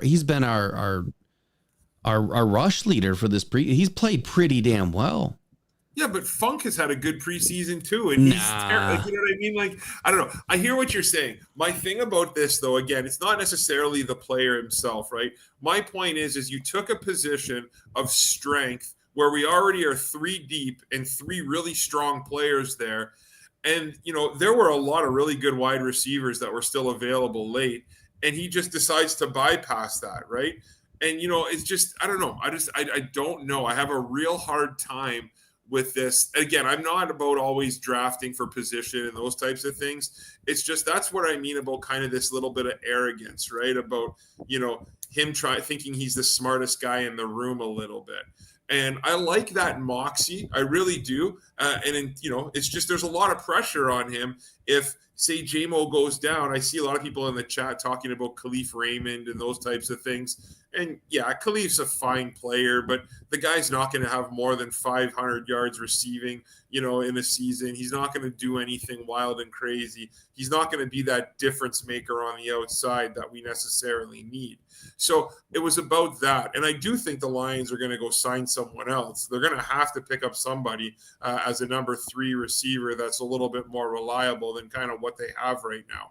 So that's what I mean in terms of a little bit of arrogance there in terms of Brad Holmes. And again, I'm not shitting on the guy. I'm not saying anything bad about the guy because I love what Brad Holmes has done. I love that he makes my drives home after games 100 times better than they were in the past. But it's just the point of it all, right? Yeah, no, I think that there's definitely some moxie for sure when, look, let's just be honest. A lot of the other GMs are pissed. You know, there was an unnamed, I think, GM that said that Brad Holmes was cocky and arrogant for the signings and the way that he conducts business. And I mean, who makes 4 trades, you know, moving up and down the river, and then you grab a guy like Manu or you grab a guy like Vaki. Last year, you grab a guy like Broderick Martin. These GMs are pissed off because he's having so much success. And then what happens later is these guys turn out to be pretty damn good football players. Sion Vaki. I know for sure I was the only person out there that put out a video of Sion Vaki way ahead of the draft and said that this guy's a perfect fit in the 3rd round. What happens? He gets selected in the 3rd round. Then what happens? The guy has shown us to be a pretty damn good football player. Brad is arrogant and cocky because he sees the things that other people don't see. And the other GMs are pissed about it. Let them be pissed. But I hear you. We're not doing the things like that you would expect that would happen. Maybe that's the answer. Maybe a lot of us, you know, thinking that we should do this and this makes so much sense. And we're all banging our heads against the wall. Like, why are we not doing this? And I think some Lions fans have kind of tamed it back a little bit to say, okay, he hasn't let us down yet. We're just going to, okay, I got it. I trust him. We're going to keep rolling.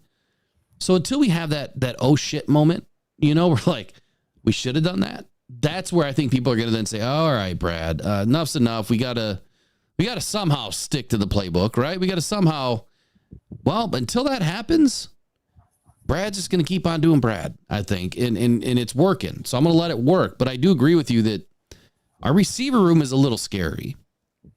I mean, I'm just being honest. Even though I think the DPJ will make this roster, and even though I think that Darius Fountain has kind of played himself back off the roster now, and that Khalif is the best thing we have after JMO, we are still missing that extra deep threat or the extra boundary guy We just don't have it. We got a lot of slot receivers, and we have 2 more with Gibbs and Vaki now.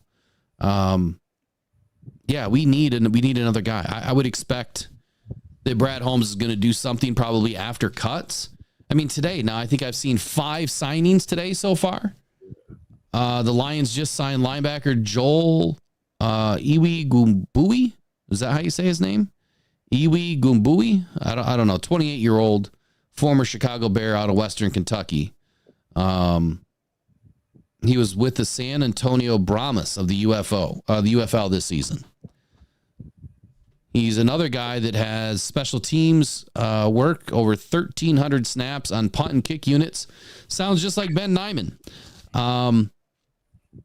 Interesting. So there's another question for you. What do you think about Ben Nyman so far? Have you caught both preseason games in depth to see what this guy's doing? Yeah, I mean, I watched them all. I think he's fine. I think he's played himself onto this roster. You do, eh? Mm-hmm. And if he hasn't, then maybe this Joel guy is going to show us a thing or two. Yeah, I mean, the thing about Nyman is it's always hard with those guys, right? Preseason, they come out and they do well. And then, I just take, let's look at the other side of the ball. Let's go back to the wide receivers and talk about Isaiah Williams for a second here, right? Love Isaiah that guy. Williams, one of these guys who's, having a pretty good spring, fall, pretty good training camp, making some noise in the passing game. But, I always get worried about these undrafted free agents in the preseason who come out and light it up, right? It's almost like maybe I'm just a tainted Lions fan where I always think about Scotty Anderson, dating myself a little bit when it comes to Scotty Anderson from the Lions. Scotty Anderson led the preseason in receiving every single year he played for the Lions. He was just a preseason darling. And then come the regular season, the guy couldn't do anything, right? So, I think Isaiah Williams has a better shot than Neiman to make this team right now just because of the depth at the positions. But I don't know. I'm really curious about what they're going to do. The cuts on the back end of the roster this year are going to be really interesting. And, there's no extra cut down day, right? They just go now right down to the roster, I believe. Yeah. So I think you're going to see a lot of guys. I think Brad Holmes wants to make some noise at the back end of the roster. I think he wants to shore up a couple positions, and I do think that you're going to see that happen once roster cuts come. Don't be surprised if the Lions go out and sign 2 or 3 guys. That's kind of what I'm expecting, which would be a lot. But again, I think they're, that depth factor is going to be a big factor for them going forward. What's your concern? Well, I mean, what's the position of concern that you have outside a wide receiver? What's the next position of concern that you have in terms of depth?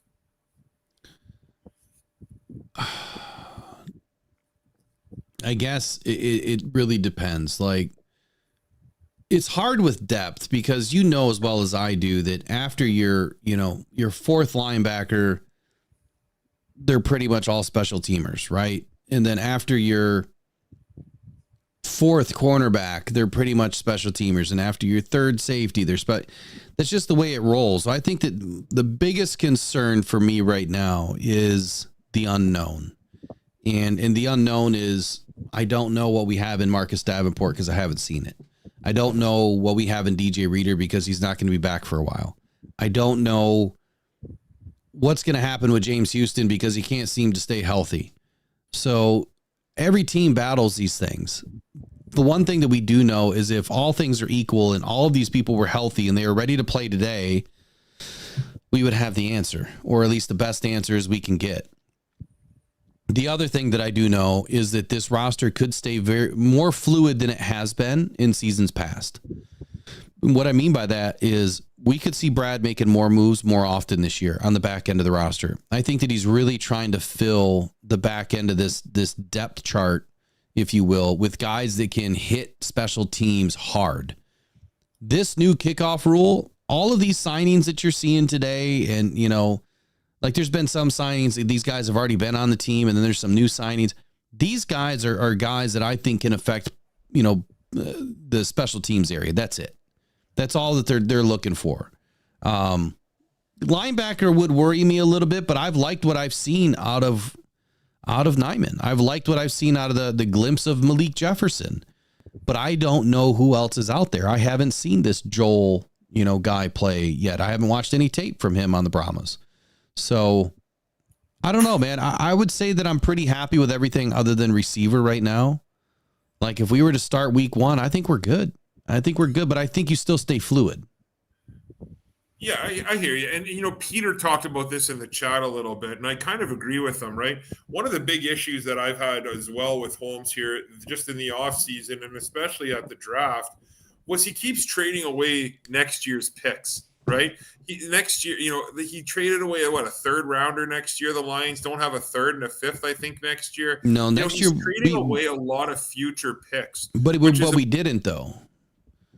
No, the Lions still have everything, I think, but a fourth next year. Do they? I didn't think they did. I thought they didn't have a third next year. They don't have a third. It's either a third or a fourth, but I think the way when it all shakes out after everything that we did, we just don't have a third. We have a first, we have a second, we have a fourth, we have a fifth, we have a sixth, and 2 sevenths. Two sevenths, right? Two sevenths, right? Yeah, and then in 2026, we have everything. Yeah. So I like to have those late round picks because you see a lot of these guys who get dealt at this time of year for a 5th, 6th, 7th round pick, right? Right. And don't be surprised to see Brad Holmes go out there and get a number 3 receiver from a different team for a late round pick. I do think that that's something that he's going to be looking at. I think he kind of has to. There's no question that he's going to add to the wide receiver room in my mind. It's just about a matter of where does he go from here? And that's the big question that I have. Yeah, I'm trying to verify some information right now. What is this I'm hearing about Malcolm Rodriguez?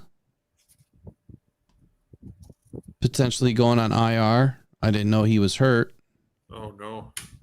And if that's the case, I said it this morning. I said that teams don't stash players on lists, right? They never do that. Of course not. But yes, they do. So are we starting to stash some players now? You got to remember that the Lions own the rights to these guys. And if they say, hey, look, we're going to IR you, they don't get a choice. They're under contract.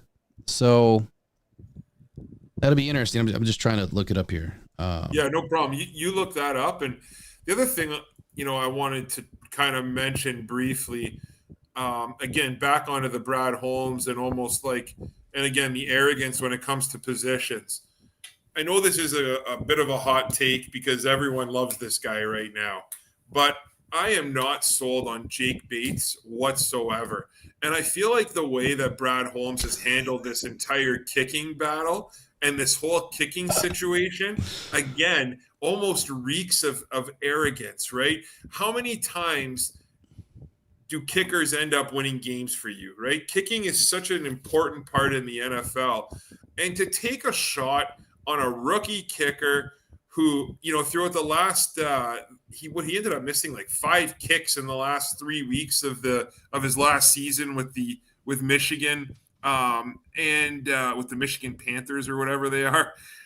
It's scary. Now, sure, did he have a pretty good game against Kansas City? Yeah, he hit a big field goal. He hit the game winner, but he also missed an extra point. Right. And that's not something to kind of just ignore here about missing an extra point. So I do have some concern with Jake Bates. Again, how are you going to do kicking at Ford Field in front of 65,000 people? Or how are you going to do in Green Bay kicking, in Lambeau Field outdoors, in that stadium getting heckled by everybody. Right. There's just a lot of unknown with Jake Bates. And I do have some concern with him going into this season. So did you not see where he went 4 for 4 yesterday? I did, but I also saw him miss an extra point. Yeah, it's just one extra Kansas point. It's just one. It's all right. It happens to all of them. I'm good. I think Jake is going to be just fine. You got to remember that his home team was at Ford Field, and he's been kicking inside of Ford Field. And I said this morning. Jake Bates is walking into a perfect first season in the NFL. Agreed. He has 3 games outside. That's it. 3 games, and only 2 of them, 1 really, but 2 of them, potentially bad weather. So, if he makes every kick out of 15 out of 17 games, and he has 2 games where he misses a couple of kicks, I'm good with that. Especially in his real rookie season to the NFL, I'm good with that. I think that, here's my hot take, and I'm going to write it on the board. Jake Bates is going to finish in the top 5 for kick percentage, kick made percentage, and extra point percentage this season. He'll be top 5 in both. Now, it doesn't mean that he's going to kick the most, because I don't think that he will. I think that Brad Holmes or Dan Campbell is going to go for a large majority of these, short 4th down plays at the 40-yard line. I think that when we start getting up towards, the 30-yard line, he might consider a kick, but depending on how JMO is playing, that play is wide open for JMO. So I think that situationally, it's not going to change much for Dan Campbell, and I think that's why it really doesn't matter who our kicker is, and I think that we have a better opportunity with Jake than we don't. This guy's got special leg talent, man. I don't think you can deny that. Absolutely, but people, Lions fans are comparing this guy to Brandon Aubrey, right? And almost kind of expecting him to have an Aubrey type season, right? And I just haven't seen that sort of consistency with him, and I haven't seen him do that yet, obviously, because he hasn't played in big games. So I just think we need to temper our expectations a little bit here. Again, it's going back to the Lions fans, where either you're the greatest thing ever or the worst thing in the world, right? And I think if Brandon Aubrey can come out and say he goes throughout the season, say even if he kicks 80%, 85% from field goals this year, I would do jumping jacks, to your point. So it's just a little bit of an issue and an area of concern that I have. And I was kind of wondering if anyone else in the chat shares that concern, or if everyone just thinks I'm crazy questioning Jake Bates because he's a local guy and guys love him. No, I think that I think that your opinion is well placed, because prior to him catching fire the last 2 preseason games, there was all this chatter about Jake Bates because he missed, roughly half of his practice snaps, but that was 15 or 16 balls that he kicked, kind of rapid fire, if you will, throughout the day in very rough conditions in New York. And he missed half of them, but then he turned it right around, and then he started hitting everything. And I think that was a growing moment for him. But what I said this morning is, he's been the only kicker in camp since what's his nuts tore his hamstring. So he's probably a little bit pooped. You know what I mean? He's probably a little bit tired at this point. He's been doing all the practice reps. He hasn't had a day off like, all the other guys. They have a backup behind him. He doesn't have a backup. Exactly. So I think that is a mistake. I think that we should have another backup in there to kind of take the pressure off of him a little bit. But we saw Dan Campbell on Saturday ice his own kicker 3 times in a row to say, look, I'm going to put this dude through the pressure. And if he can't, who knows? We could have been looking for a kicker come today. So it's interesting. Sorry, Will. Didn't mean to cut you off there, but flurry of signings coming through today, because waiver wire obviously is over. From the weekend here, there's obviously some things that are happening. There's going to be a few more things happening, I'm sure, in the coming hours, if not tomorrow.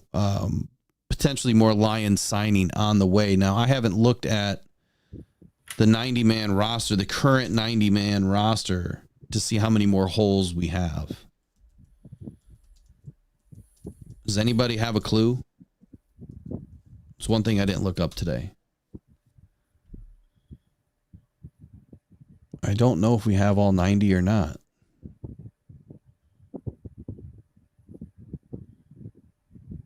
And of course, it doesn't give us a count. So I'm literally going to have to go and count them all, and I'm not going to do that right now. It's all good. All right. So that was really the conversation tonight, was Yep. So go for it, Tony.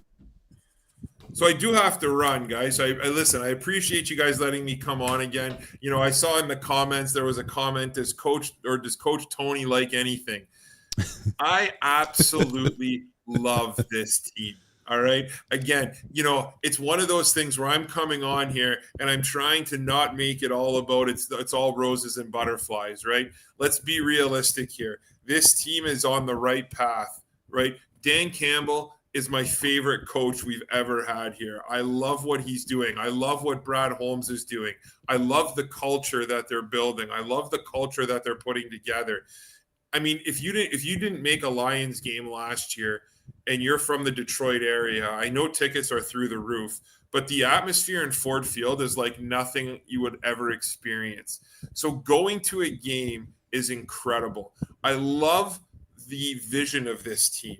What I really like is when Dan Campbell and Brad Holmes first came on, I said to myself that, you know what, these guys have a 3-year free pass. They have 3 years to do whatever they want because of what they took over. Let's keep in mind that they took over arguably the worst roster in the NFL, right? I mean, they did for sure. I said arguably, but I don't think many people are going to argue that. Right. Look what they have done, right? And not only look what they've done, but they've actually still have people that were on that roster on this team. And look how they're transitioning, right? My thing with this team is they're 2 years ahead of schedule in my mind. Yeah. These guys are 2 years ahead of schedule than where I thought they would be. So I'm super excited for where they're going. But the other thing is now that's a double-edged sword because now the expectations are there, right? Before, no one was hunting the Lions. Now everyone's hunting the Lions. So this season is going to be different than anything that most of us are used to experiencing in our lifetime. Because now people are coming after the Lions, right? We're not going to fall up. We're not going to just sneak up on people. So I'm really excited to see how this team counters. I'm excited to see how this team battles, and I'm excited to see where this team goes. And Will, I can't wait to keep coming on here and talking about this. You know, if anyone that's part of the Rocked On group, if you guys are going to the first game, I'm going to talk to Will about maybe doing a little tailgate somewhere or something. I'll bring all sorts of food and we can fire up a good time. But, let's keep things rolling. Let's keep this going and let's keep the momentum going. I'm excited. Yeah. 2 quick points. Number one, yes, we will be at the best tailgate. We'll be with the tailgaters. You'll be there. I promise you. Yep. The tailgate, man, super fun, super group. It's different now when you see the Lions fans. Brad Holmes can't do any wrong, right? And the Lions can't do any wrong.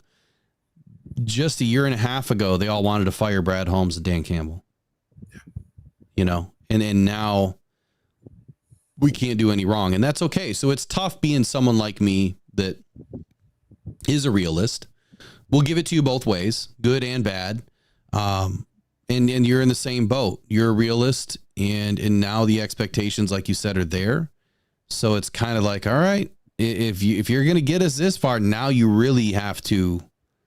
You can't pull any punches.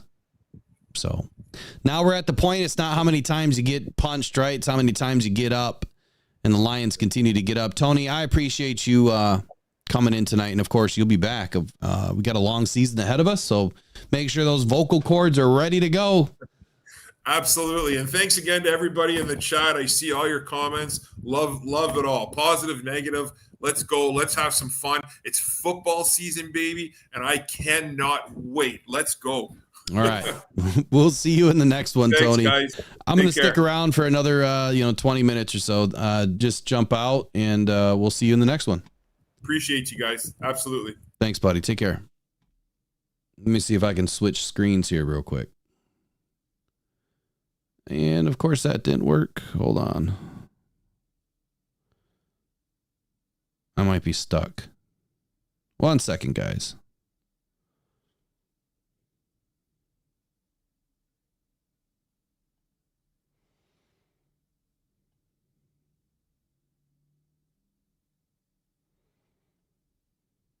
Uh-oh.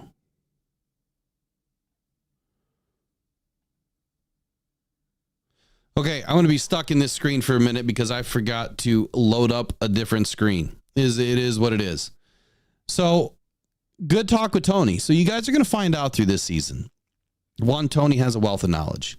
Extremely well-respected football mind. Number two, season ticket holder. So, it's not that he doesn't love his team. He just has expectations now. And I think we all do. I think a lot of us have great expectations of this team. And with that comes great responsibility. And I think that's something all of us have learned at one point throughout our lifetime, is that when you are expected, you have to be responsible. And so Brad Holmes needs to be extremely careful right now with every little move that he makes, because the wrong move when you are this good could mean you don't win a game because you don't have the right backup when somebody goes down.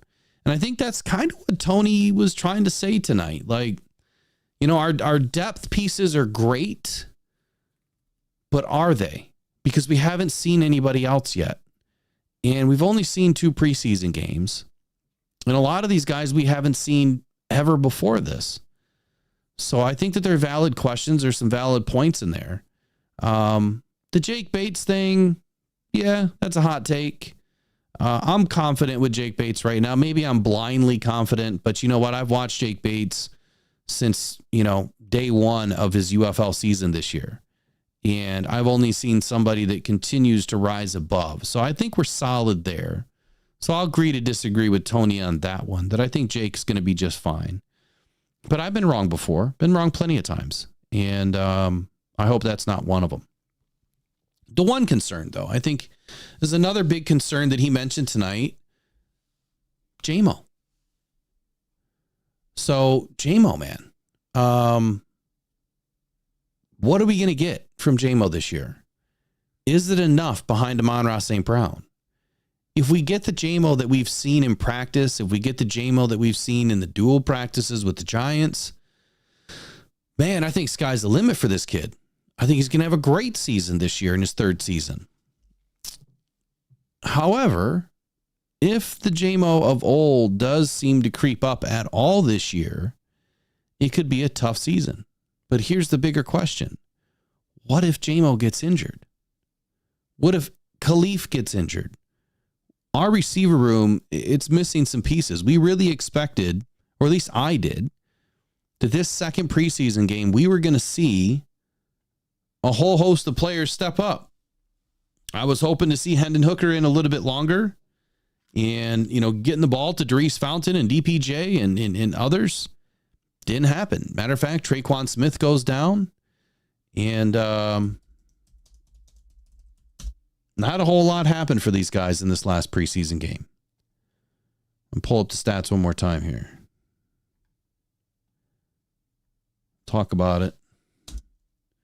So don't forget, please like the stream on your way out. It's greatly appreciated. Thursday morning, all 22 will be in the show. He's going to be discussing a lot of the same things we're talking about tonight. So defensive line, where does he see the defensive line? Where does he see this team growing? He's doing a Vaki video right now, from what I understand. I don't know if it's been released yet, but last night, the fans wanted a Vaki video, so apparently he's going to be doing one. I'm excited to see that one. But all 22 probably has one of the best minds when it comes to what the Lions are doing schematically. And I watch his stuff often. Great information. I can't wait to have him on. He's going to be an excellent guest on Thursday morning, probably right around the 8:30 hour. We'll have him in for as long as he can stay. So it's going to be a solid show. There's going to be a lot of questions. Let's see here. Lions, Chiefs preseason stats. I really wanted to see some guys stand up in this game. I really did. And when you look at the box score here, this is what I see. Isaiah Williams had a day.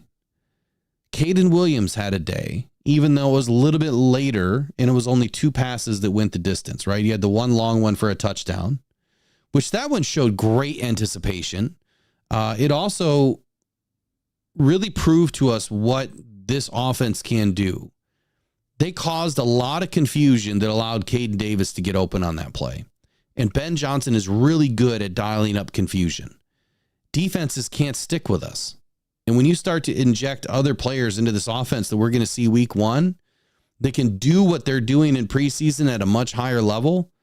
Man, this offense could be off and running from week 1 and never look back. Sione Vaki had 4 catches for 60 yards. Maurice Alexander had 2 catches for 40 yards. Tom Kennedy, Jake Funk. It wasn't until our 7th receiver, Darius Fountain, a guy that we needed to see really step up, only had 2 catches for 15 yards. And then you got to go 3 more spots down, and then you get to Donovan Peoples-Jones. So not a great day for the bottom of this roster. So I do agree that our receiver room is a little bit light. So last few minutes here, let's see what we have for chat questions and statements. Apologize, this is 2 shows in a row today that I'm not heavily involved in the chat, but we'll be doing that tomorrow morning. Mike P says, part of football, Will, as you know, next dude up. That's how it is. That's for sure. Peter Van Larhoven says the Lions are the best looking Lion team that I've ever watched. I agree with you, man. This has been probably the best defense that I have seen, and we haven't even seen the first team defense yet. So this is the best training camp, preseason defense I have witnessed in a very, very long time. Joseph Ostin says stats are one thing, but the eyeball test told me that Betts looks pretty good. PFF said he sucked. PFF sucks. We know that. We only use them for their stats.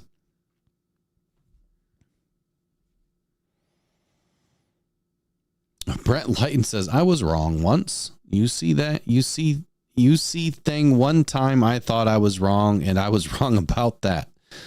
That's funny. Peter Van Larhoven says Jamo's going to hit 1,100 yards and 10 TDs. That would be a huge year for him. Huge year. Huge year. All right, so I'm going to finish on a couple other notes. So I started going off into this whole diatribe about the top 10 defenses between 2010 and 2019. And I did this for a purpose, but I didn't want to bore you guys with all these stats or really talk about all these other teams. But all of these other teams, they matter. And the reason why they matter is because it paints you guys a great picture that you need defensive backfields for your defensive front to work. Not every defense needs to have a bunch of sacks. Not every defense needs to be a powerhouse on the ends. And not all of these defenses had that.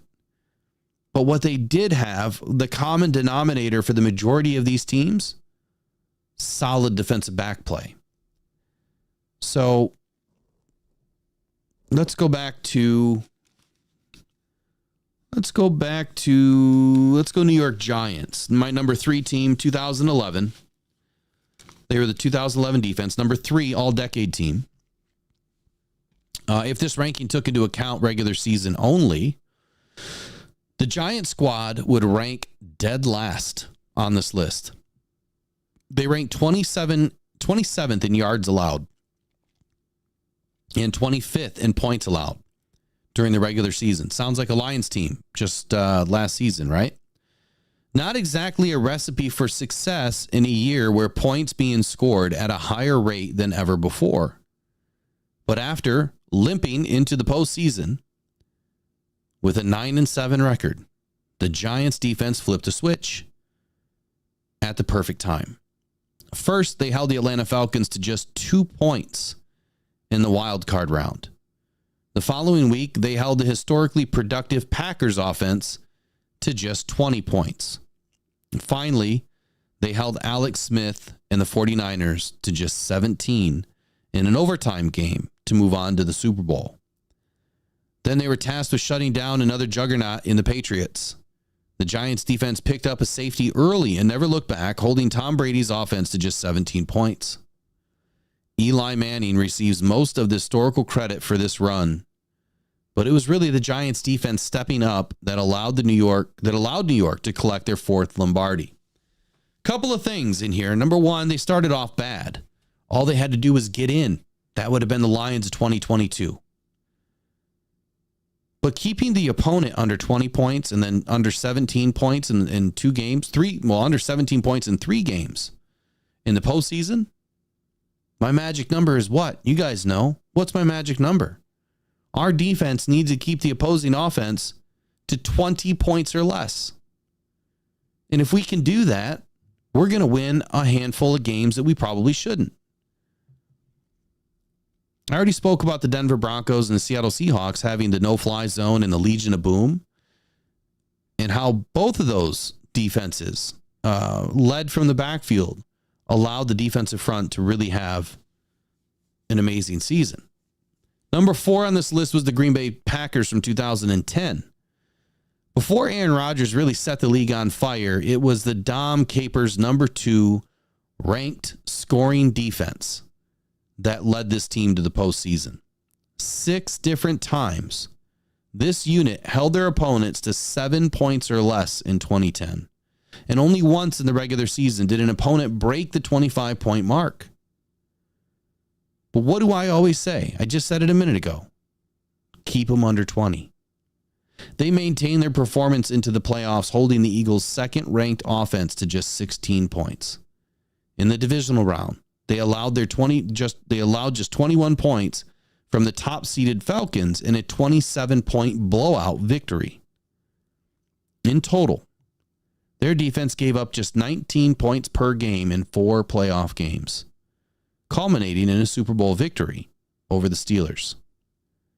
They had players like Clay Matthews, linebacker, Charles Woodson, and Traymon Williams, cornerbacks, safety, Nick Collins, all Pro Bowlers when the Pro Bowl was still kind of meaningful back then. Philadelphia Eagles in 2017.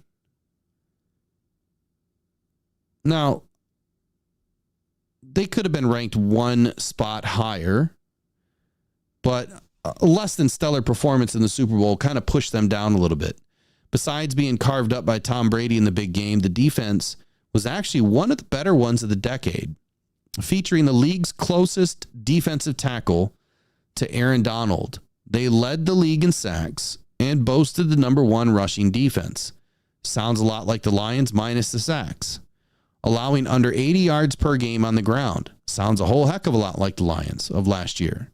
After losing their all-pro quarterback to a freak injury, the Eagles then tightened up even more on the defense, allowing just 12.5 points per game in the 5 games leading up to the Super Bowl.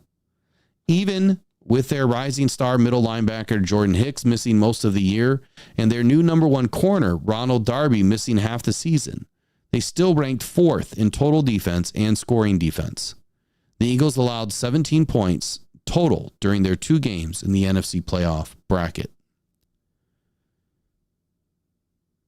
At the end of the day, when you go back and you calculate all the numbers and you look at everything, here's what I will kind of paint the picture of.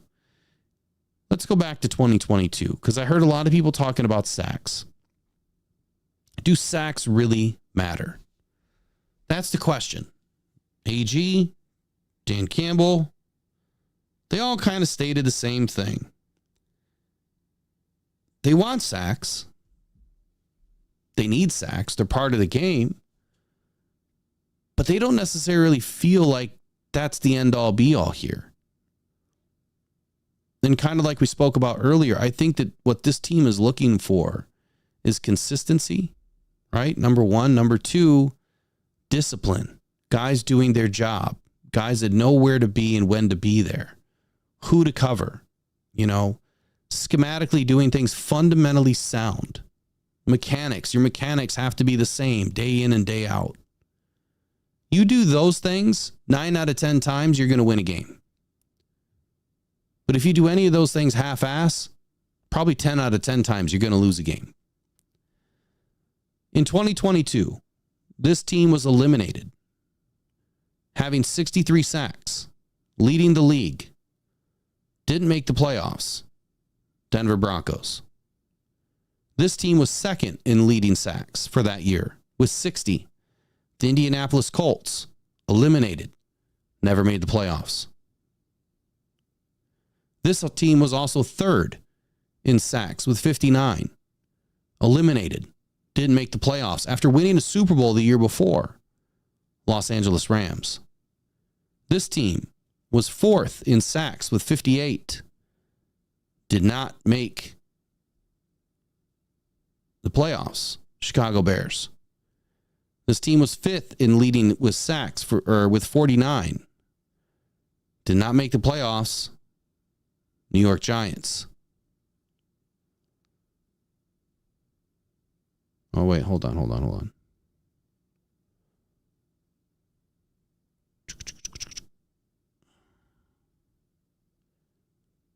I read that wrong. Giants made it. It was the Jets that were eliminated. Sorry. Tennessee Titans had 49 sacks that year. They were sixth. And I do believe the Tennessee Titans made the playoffs. Nope, they were eliminated. Washington Commanders, 48. So they're seventh in sacks that season. They did not make the playoffs. They were eliminated. The Vikings ended up making the playoffs that year. But we know the Vikings were nothing more than frauds, right? I mean, they were terrible. But they had 47 sacks, which put them in, ninth place? And they barely squeak in to the playoffs to just get eliminated in the first round. Seahawks, they were 10th with 46 sacks. And I think that they were also in the playoffs. Didn't do much. The point that I'm trying to make here is 8 out of the top 10 sack leaders from 2022 did make playoffs. So what does that tell you? Sacks are not the only thing that matters here. I would much rather have these guys play disciplined football and not allow, big gashes up the middle by a quarterback, or giant throws at the wrong time on third and infinity. I would much rather see that than to see a sack. So that's enough of my diatribe tonight on pass rush by committee and why this defense is now shaping up to probably have the best defense you guys are going to witness in a very long time. If they continue playing the way that they're playing now, and it translates into the number ones here in just a few short weeks, I think that you guys and myself are going to be pleasantly surprised at the big steps this team is about to make by playing disciplined football. All right.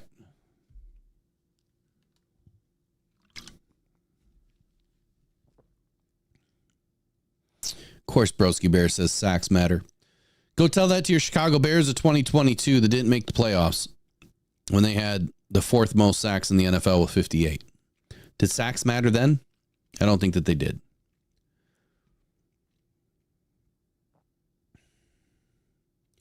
Reader's going to be fine, broski. Everyone expected Reader to be out. So anyway, that's it for today. I'm going to get off the diatribe of pass rush until someone mentions it again. But oh, wait, we'll be back on Thursday with that. We'll be talking about pass rush, but I'm going to take a little bit more of a monochrome approach to that one. I just want to hear what all 22 has to say, and we'll get his evaluation. So, going to be a fun day on Thursday. We'll be back at it in the morning with the Rise and Grind Morning Show. Please like the stream on your way out. Send it to a friend or a foe in the NFC North, and tell them your Detroit Lions are coming. We'll see you guys in the morning. Take care. Go on Pride. Go Detroit Lions. We'll see you guys tomorrow.